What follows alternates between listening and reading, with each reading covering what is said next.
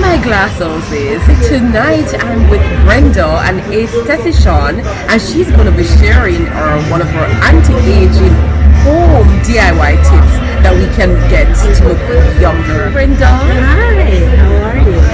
I'm perfectly blessed.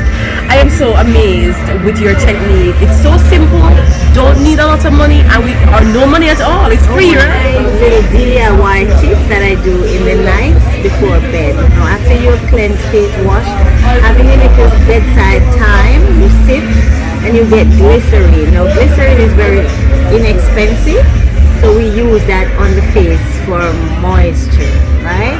And our face will absorb moisture from that each night. You will feel so rejuvenated in the morning when you get up. But this is how we massage the face to build collagen. We start from the nose and we come like this, all along the jaw lines, along the laugh lines, and we keep the face nice and plump.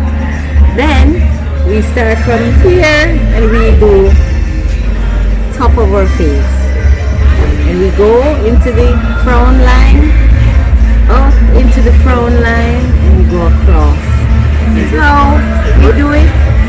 Tip, very easy, very light. You can know what pressure you like, so you build your collagen production underneath the skin.